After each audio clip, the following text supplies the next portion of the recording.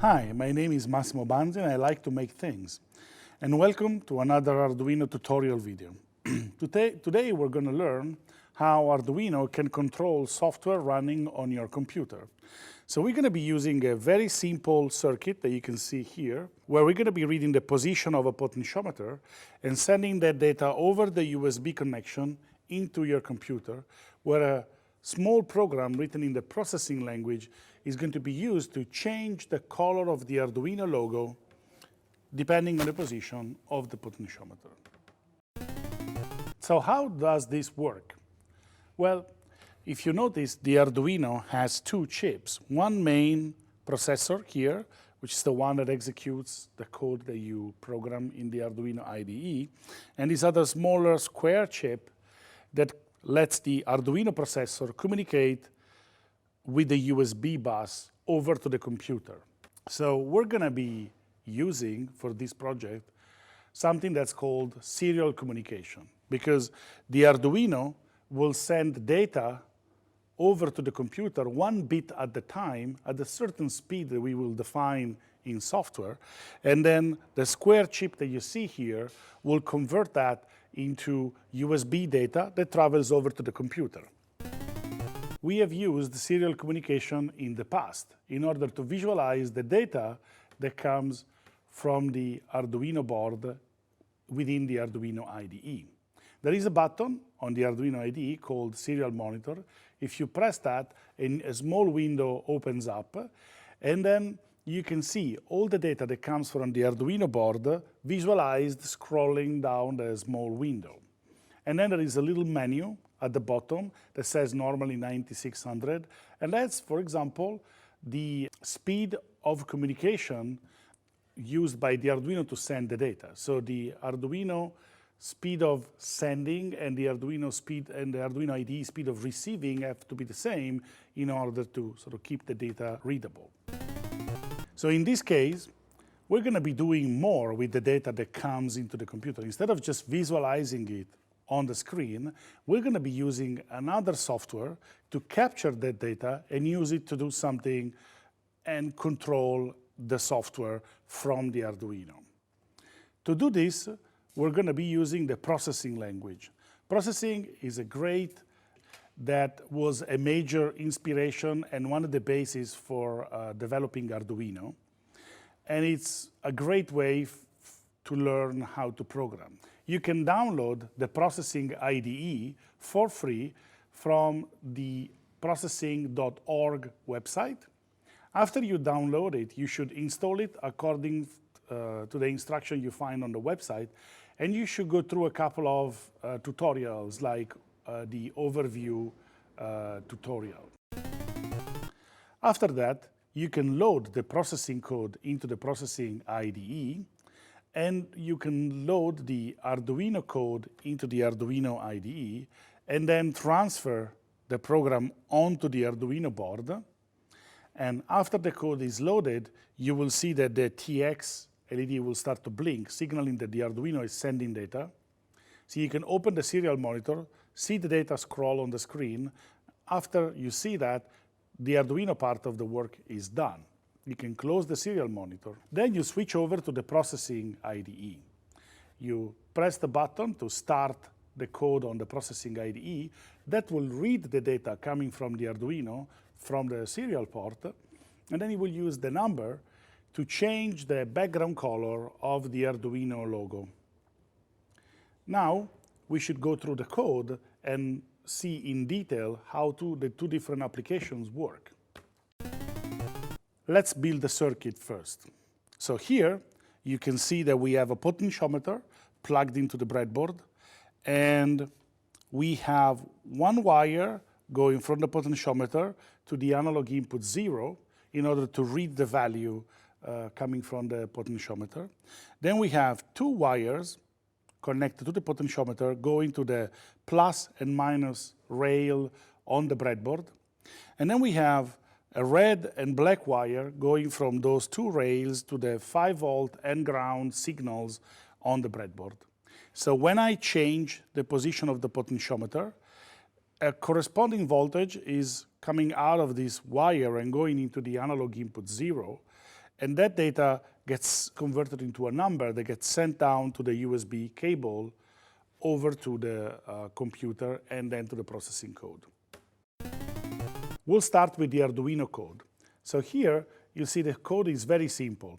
In the setup function, we have a serial.begin command with 9600 as a parameter. So this opens up the serial communication between the Arduino and the computer at the speed of 9600 bits per second.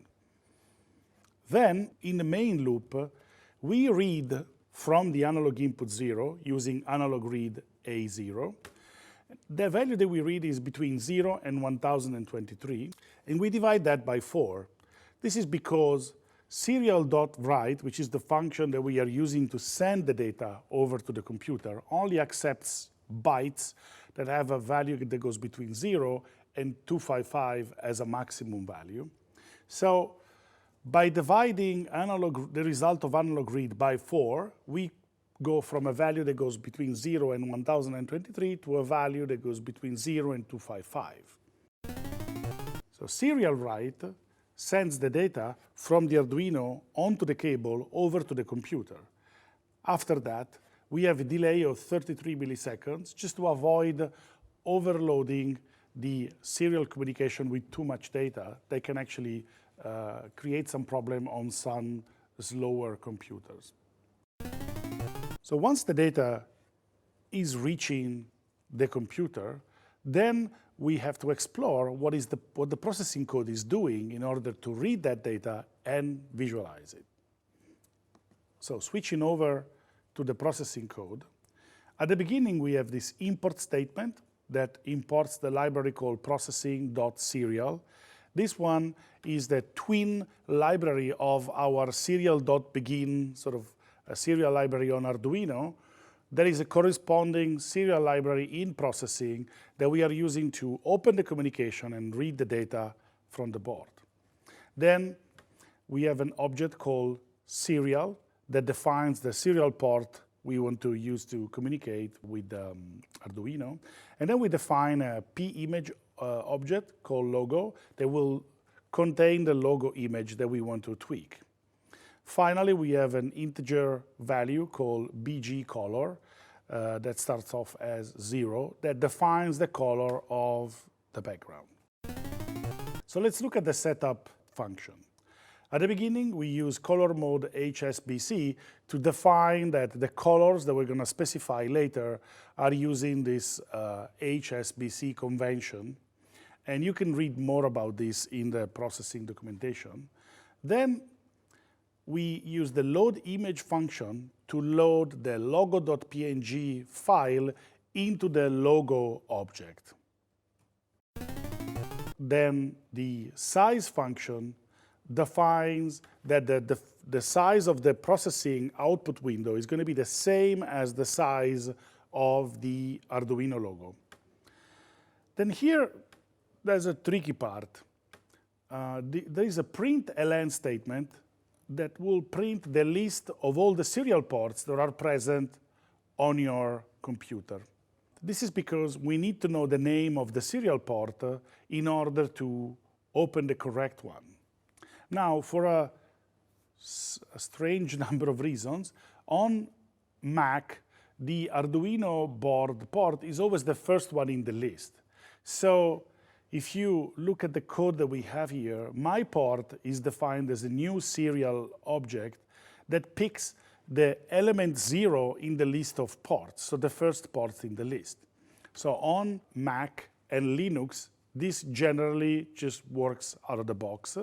While on Windows, we get a list of COM1, COM5, COM3, COM19. The actual COM ports that you get on your computer change depending on your computer, where the Arduino is plugged in, and a number of other factors. So you will have to use the output of serial.list and what you see at the bottom of the screen on processing to determine which one is the port that you need to use. And then you change in your code, you change the 0 here that I am highlighting with the number of the port from the list that corresponds to your Arduino. After you're done that, the processing code is configured in order to talk to the Arduino, and we can then look at what happens in the loop.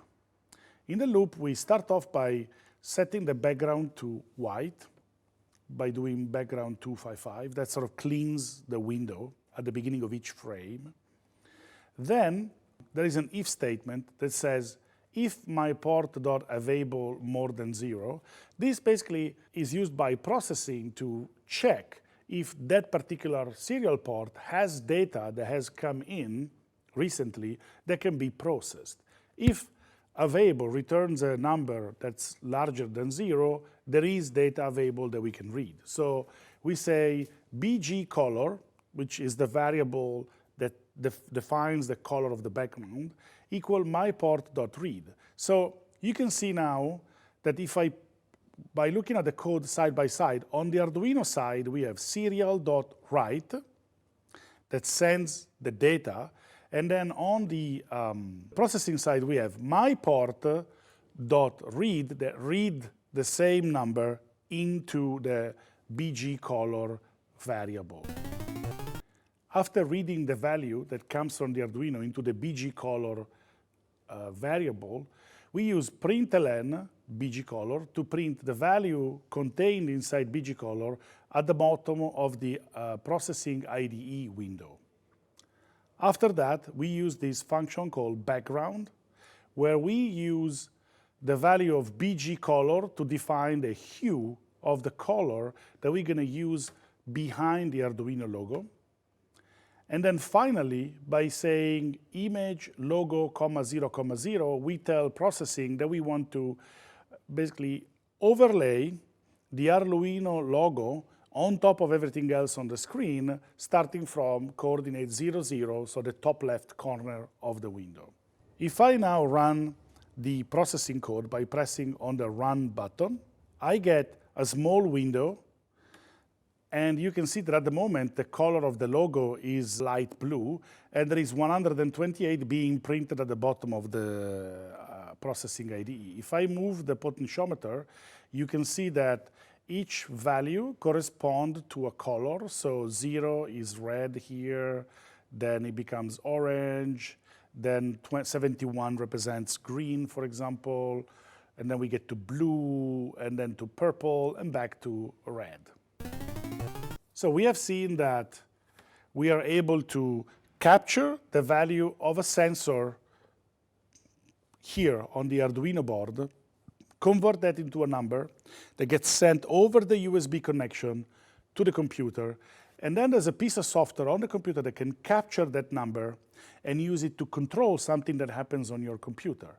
So now, this new thing that you learned today opens up a huge amount of possibility, because there are literally dozens of softwares on your computer that can actually read data from the serial port. So anything that can read data from the serial port can be then controlled with your Arduino and circuits as simple as this. I hope you enjoyed the tutorial, and remember, you have to build it, hack it, and share it, because Arduino is you.